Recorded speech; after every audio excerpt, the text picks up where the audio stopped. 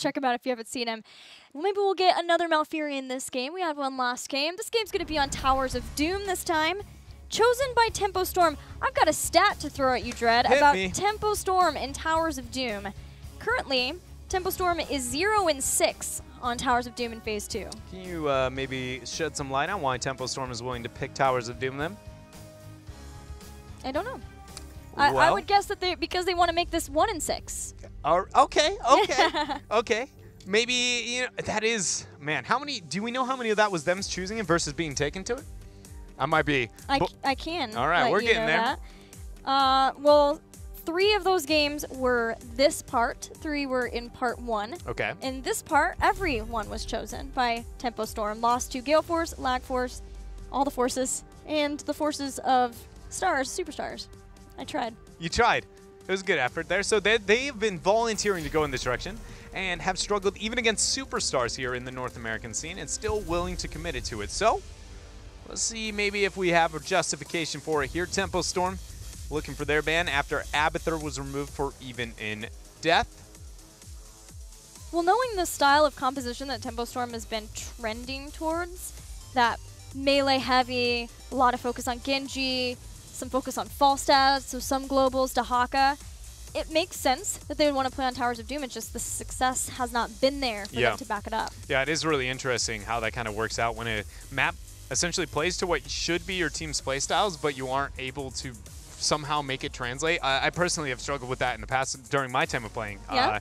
And it usually comes down to, like, you're missing one major small, well, I say major small, but it's like an invisible almost, right? Like what isn't very clear at first glance, it's usually consistently you're making the same mistake in the same area, but you really got to dissect your games. Like, very hard to be able to identify what that is, because it can be as easy as like failing to prep a wave and pushing it into your opponents before turning in. Like, it can be really simple, and why you can't play a map appropriately like somebody else. That was an immediate example that you were able to pull up. Was that one that you struggled with? Minion, not so much where the minion waves were, but which ones and what time. So on Tomb, like if I wanted to split pressure on bottom and I need immediate pressure within 30-second window, how far does the wave have to go? And if I fail to meet that, then my shot calling fails, right? Because I'm banking on split pressuring, and if you can't time it properly, essentially you just cannot essentially make the big plays. Yeah, you brought that up so quickly that I had to check, but we're going to Towers of Doom here, Even in Death. First picks ETC, Genji, Malthael, that deadly duo for Tempo Storm, though. Yeah, a lot of preparation with the Malthael and a lot of cleaning up there from the janitor that is going to be Genji. So much so that I know there's been people talking about janitor Leo, but I think I wanted janitor Genji. Can you imagine him swinging this mop around, just cleaning up? Malthael, he preps everything. He's mudding the floors just with all, like, we're going to use the Tormented Souls. Let's just imagine that's like a lot of water on the ground, and then Genji just comes in and he's just like mopping that puppy up, and the whole team's just dead afterwards. Now I'm going to know, what would the shuriken be? Like soap bubbles, maybe? Yeah, like soap bubbles. He throws out the soap bubbles or something like that. Yeah, I'm trying to think protect. That's the biggest thing here. I want something like a wet floor sign. You know, like he puts on a wet floor sign or something. Yeah. We're getting there. Okay, well, it's a work in progress, guys. You can let us know if you have any ideas for janitor Genji using the hashtag HGC. Just know that it has no effect on whether or not it's actually going to be implemented. This is just crazy thoughts from Dread here. Next 2 picks for Even in Death. They are taking some time considering that Genji Malthael. They'll get Lucio to help with Malthael, help with Genji too. And then Greymane. Standard Greymane there. No surprise to see him picked up. So what do we see out of Tempo? Do they want to ban themselves a false that it aids to the globals, and also with that Malthael up, it's a bit of a soft center or soft counter. We talked about it. I don't know. It's almost a hard counter because of how often in all cases I feel like the false set should pull ahead as long as there's no mistake, and that honestly is the description of a hard counter. So yeah, the disengage of Gust would help a lot against Malthael and Genji. But Tempo Storm are still worried about double support. I am sort of surprised that they wouldn't want Uther for themselves, but probably it instead wants to be Rhaegar. But is there any concern that maybe Tempo bans Uther and then Even in Death would ban Rhaegar? Yeah, there is definitely a concern that that they would ban that out. And that's why I'm really questioning this Uther ban too. I saw the brow furrowed, so I was like, he's concerned about something. Yeah, here. this I'm really struggling to see the argument here into the Uther ban. I mean, other than obviously you're like double support, it's scary, it's powerful. Yes, Uther Lucio. Last second. Uther Lucio is one of the strongest double supports in the game, if not the strongest. I personally feel it is the strongest. But I mean, look at that. Even in Death knew, like, it's worth the ban. Tempo, both their heroes synergize with the Uther, so it didn't add up that much. So they pull away from it. You know, they aren't committing to it. But it was a bit curious there for Tempo Storm. Tempo obviously were not that interested in having Uther, considering how long they were thinking of the ban. So I think they're not too heartbroken about that ban. They still have Rhaegar. Yeah, as long as they got a burst healer, that's the biggest thing for them. And again, you just talked about it, though. If they banned out one, it's very easy to be, oh, even in Death, just remove them both. So we can assume a Rhaegar, but what else are we going to see in this rotation? Probably one of the main warriors. Since they have Malthael and they are considering anything into the side lane on the side of Even in Death, what can we see? Who's a beefy frontliner who can hold his own? I was sort of thinking of a new Barak. Cocoon could ruin ETC or Lucio's day. It denies, you know, the opportunity to pick it up into the Malthael if Even in Death maybe wants to go there. A Malfurion and a Medivh. Ooh. Tempo Storm's mixing things up a bit here with these two picks. Not too much. That's one of these adjustments that's out of their norm, but not out of the meta. What? I just love Twilight Dream out of a portal. Yeah, it's about one of the most satisfying things.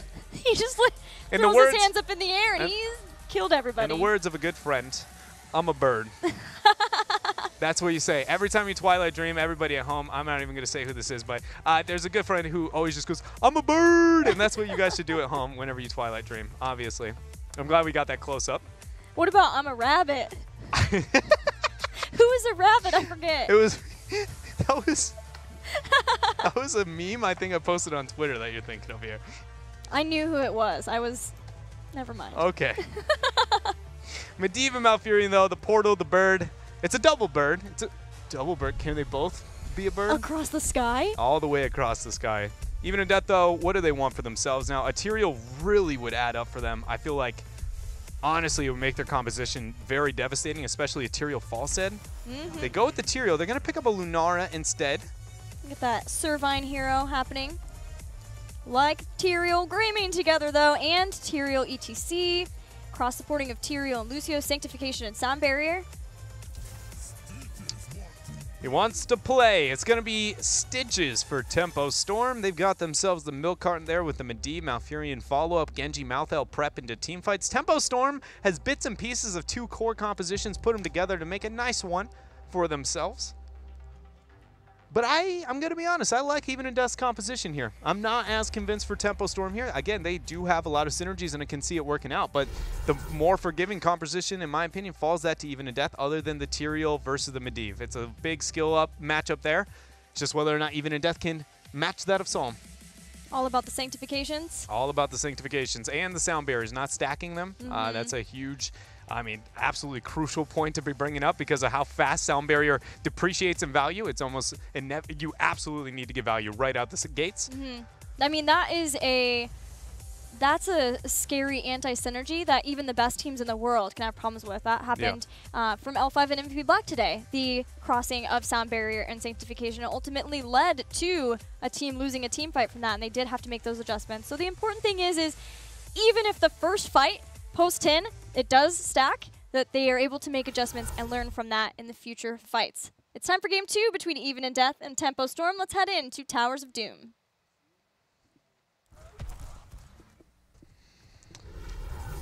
Again, the milk carton composition here of Tempo Storm, it has been a more common strategy within North America as time has moved on and as Medivh has risen in power.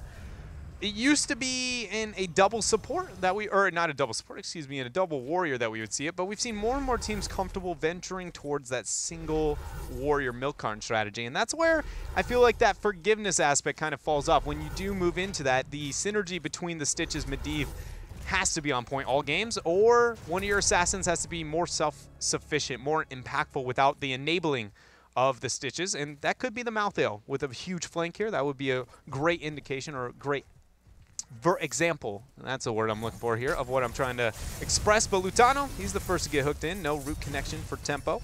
What you pointed out, though, is really important for Tempo Storm. It's not just reliant on that. If Psalm sees an opportunity for a fantastic leyline seal on a lot of the melee heroes for Even in Death, they have the opportunities for follow-up Tormented Souls, and then for setting up for a Dragon Blade from Genji. So there's two different ways that Tempo Storm can approach trying to get kills. But the second does come down to where Even and Death are at with things like Sound Barrier, with things like Mosh Pit 2, and then Sanctification of Tyrael. If those things are still up, that way of happening can be hard. So maybe the idea is even a Milk Carton to force something like Sound Barrier to come out, or Tyrael to Sanctification, and then after that, then the Tormented Souls and Genji Dream can begin.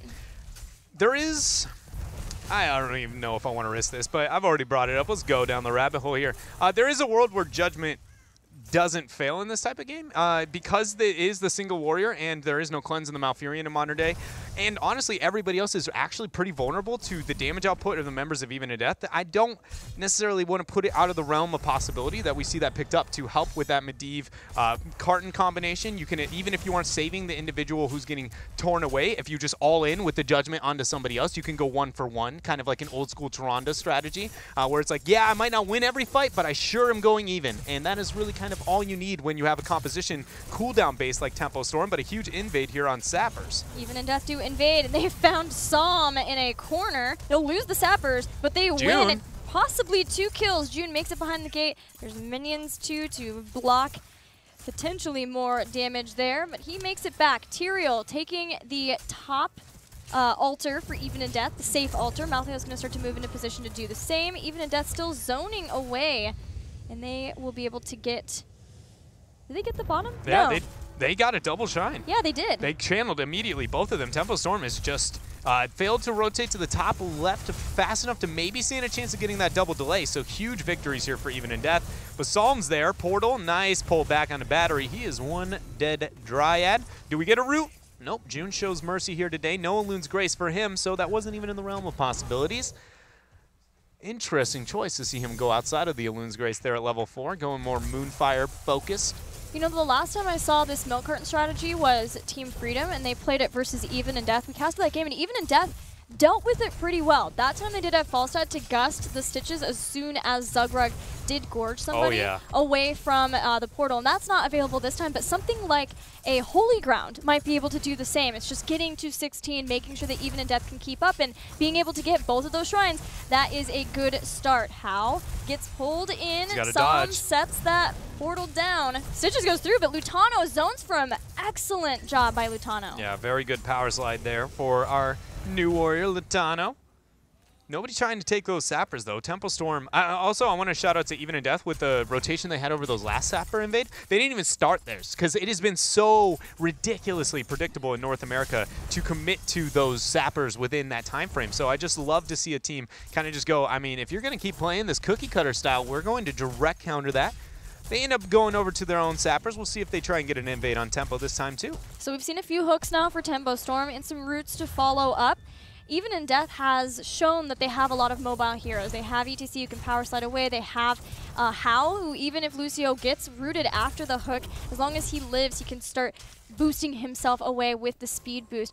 Lunara had problems with that. That may change at 10 if we see a leaping strike. Even Greymane has some mobility options too, and then Tyrael has Eldruin's Might. So it's all on Tempo Storm needing to make sure that the follow-up roots are right there and that they do have the execution to follow very quickly after the hook and the roots. Malthael started that mid-channel, but Tyrael's there to be able to match him as the Sappers are a bit of a focus. Portal's down for Tempo Storm. Hook land on a Frozen X. Root goes down. Battery's the focus, but no kill potential yet. Lutano hits himself a power slide, but Even and Death's got to get out of here. They are getting just poked to death by Tempo Storm. They're losing the fight on mid. They're losing the fight on bottom. It is not good for EID. Malthael has pushed back Tyrael. Even and Death maybe can come around off to the side. Roots are going to slow that, and there's a portal to allow Tempo Storm to rotate just as quickly along with Even and Death.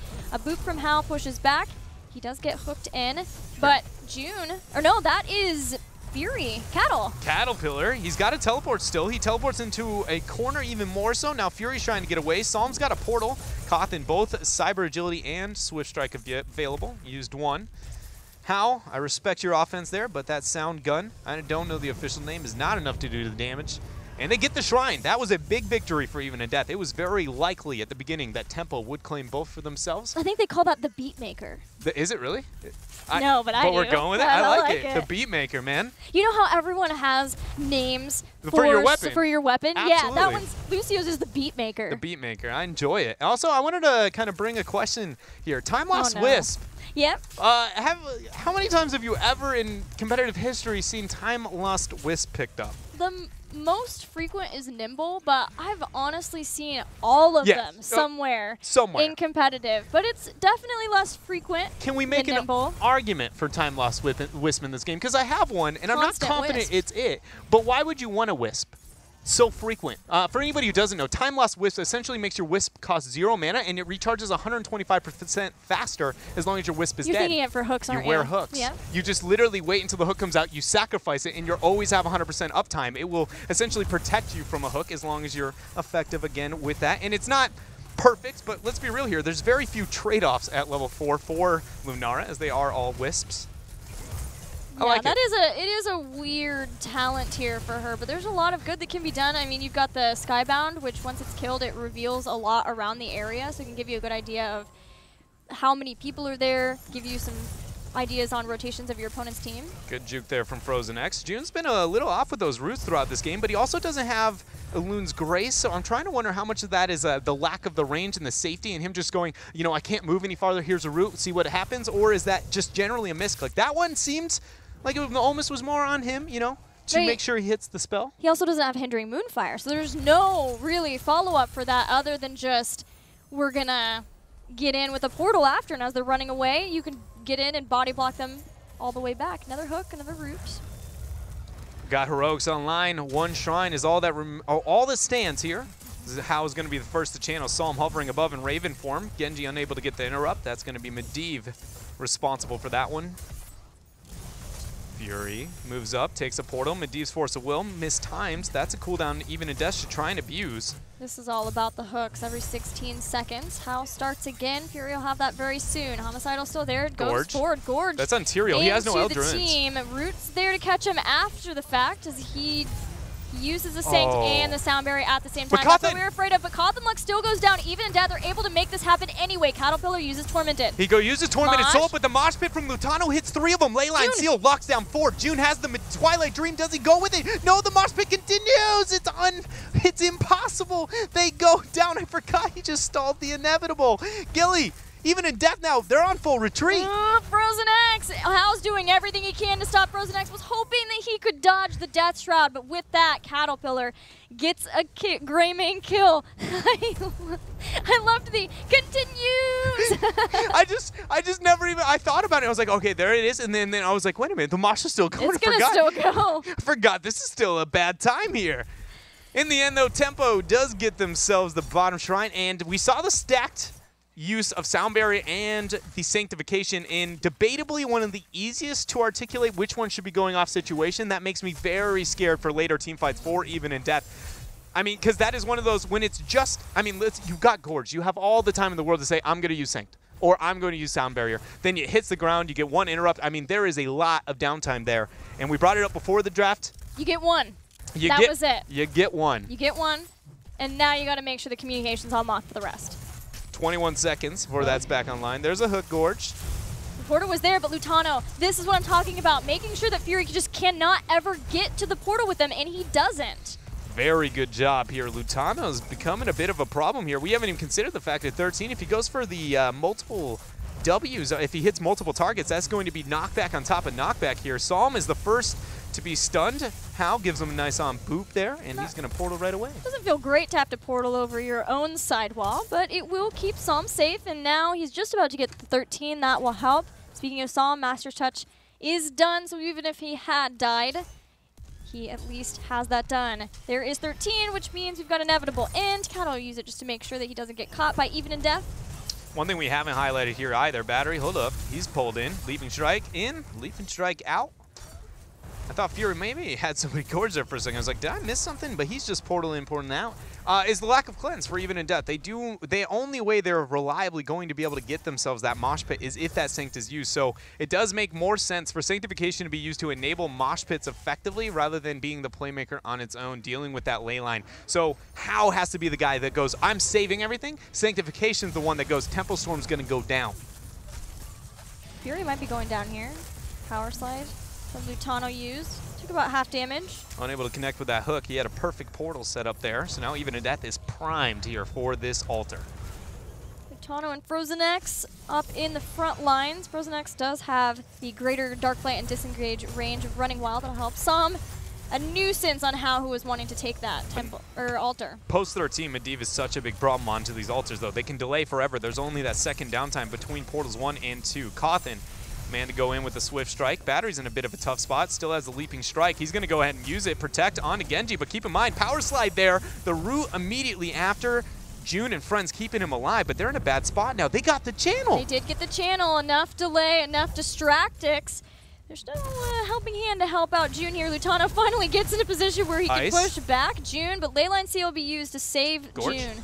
And Twilight? Are we going to see the Gorge play here? There it is. No portal for a second. Now it's going to be dropped. Tormented Souls. Genji getting Dragon Blade onto the back line. Sanctification, Even in Death stacked, but they're in a terrible spot. This spot is so scary for them. There's a disengage out. Mosh Pit catches a couple. Frozen X still going to go back in, trying to get that kill. And then Genji gets out with the Medivh shield. Lutano stuck between the members of Tempo Storm. Homicidal takes the Aldruin.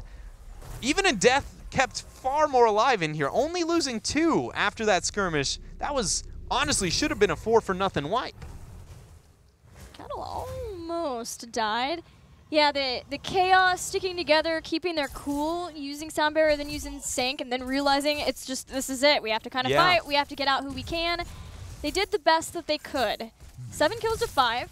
Even in Death, hanging in so much better with Tempo Storm this game than on Dragonshire. Only a level behind Tempo Storm. Yeah, they're doing very, very well this game. And just being able to stall that out. And it's just, it makes it that much more interesting to see how this series is really going to unfold here. Especially if 16 talent tiers come online for Even in Death. What is the holy ground? You brought it up before, but what does that really do to the aspect of this game and how it's played? Because it affects more than just the Stitches. It affects the Medivhs a lot with his ability to, when he needs to portal. I mean, he's now not just going to be sitting around going, when's the Stitches hook coming in? When's the Gorge going to land? Okay, I'll portal this, because, I mean, we're going to see that Tyrael is setting up the plays and splitting them, so they have to save around the holy ground. Yeah, it gives more options, not just face mount, but also with holy ground. So a lot more of displacement and making sure that nobody can get pulled through the portals. But the problem here for Even in Death, we've got the triple altar activation in a few seconds. Even in Death do not have 16. That level behind has served Tempo Storm well at this point. This is an opportunity to take a lot of these altars. But the nice thing is, there's no extra bell towers claimed by Tempo Storm, and Even in Death, we're still able to get their safe one. They're still looking for this fight, and potentially. They have no Tyrael either. It's a 5 vs 4 and a 16 talent tier down. Lutano's the first focus fire. Leyline Seal's not even going to be dropped here, but this chokehold is such, it's just calling for Tempo Storm. Cattle drops the Tormented Souls. There's the Leyline after the portal. How many of Even in Death even survive? 1, 2, 3, nope. Absolutely none of them. That was just domination here from Tempo Storm. They're going to pick up the altar and themselves a boss. And some confusion again with the Sanctification, the Sound Barrier, about what Even in Death wanted to do at that point. That choke point, you said it, with Tormented Souls and Dragon Blade is just a no-go zone. And that is the second time in a row Even in Death have found themselves in one of those zones versus Tempo Storm. The Sanct was at the bottom of the fight. Sound Barrier missed Frozen X because they weren't grouping. It's like they just have to get their communication back together online, get 16, because they're still in this game. But they have lost a lot of shots because of this 16 fight. It did feel that like that last decision-making was even uncharacteristic, even for a team like Even in Death. Okay, so if we take a minute to revisit what that map looked like for a second, is the top left bell tower was taken before top right was even consumed. So you can assume Tempo Storm's 4 vs 5 rotation is going to beat yours. Then the 4 vs 4, you're down a 16 talent tier, and the minute you see that captured, then you're willing to take the fight. Everything about it was like, just Even in Death accepting this game is out of control and not willing to maybe take what could be this miracle last 16 talent tier fight that they're going to be given. Portal is used after the Gorge. How is just going to be one dead Lucio. No, tries to drop his sound barrier, but it's not in time as he goes into the death zone. Oh my, this is ugly for Even in Death. Yeah, Frozen Axe falls down as a second kill. Tempo Storm looking to kill more. It looks like Lutano can't get out alive, but does power slide through. Slowed down briefly, Cawthon catches up to him and takes him down. 2 leave, but that was a second fight in a row for Even in Death before having 16. But they're 16 now, Gailey, so I'm ready for give it a third. Third time's a charm here, Even in Death. Go ahead. They will have that opportunity to fight, but Tempo Storm took that time the last time they wiped Even in Death to do a lot of structural damage that they haven't really had time to do so before. Now getting the 3 kills in a row, that's 1 bell tower at least. Top is a problem. Mid has taken some damage. Portal potentially going to help rotate up. It is there, so Tempo Storm can move right on up, get into position for a double altar phase, and now we're looking at 1 fight, maybe okay. 2 fights, this might be game. And they're going to be down that 20s, as you said. It's grim here, as we're 8 seconds away. Holy Ground's used for Homicidal. They think this is the fight that they can get. The boop is there, but the portal's still taken for them. Lutano got that power slide. June's in a terrible position. The portal, the Holy Ground, the shielding.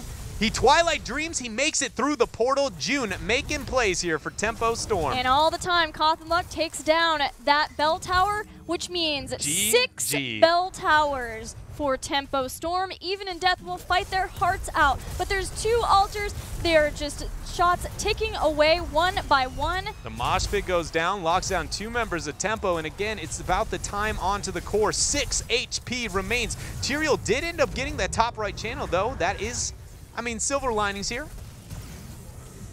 And in the end, when it's all said and done, what do we end up with? Nobody's surviving to take a bell tower back. I mean, I don't even know they need the channel. They've just got it through the core alone. That's it. Tempo Storm 2-0 over Even in Death. 19-8 when it came to the kills. Far better game for Even in Death up until level 14 into 16. Yes. That game was beautiful for Even in Death. And it felt like we oftentimes talk about teams taking the moment to go, you know, this hasn't looked too good as the game has gone on. Where is the moment where we go, put your eggs in the basket, we're going to take this fight? And it felt like they did it about 2 levels too early, you know, because there was no reason to go, this game is going to end before the 16 threshold, right? It was very easy to go, yeah, we can take the 16 and 17, or we can take the 16 to 18. You weren't going, I don't know if they're going to give us that, you know, 16 to 19, they could break the 20 threshold like we saw after those 2 fights were lost. So I did feel like Even in Death maybe failed to accurately assess the damage is done, but still I give credit to them for willing to take that fight. Always will highlight whenever teams are willing to do that. I very much appreciate it. And it was awesome to see. Yeah, for Tempo Storm, they get their first victory in Phase 2 on Towers of Doom. So nice for them too. We'll see after this break how they do in Game 3, if they can get a 3-0 and send them on their way very well in this series, or if Even in Death will start to bring it back. Someone needs to show how it's done.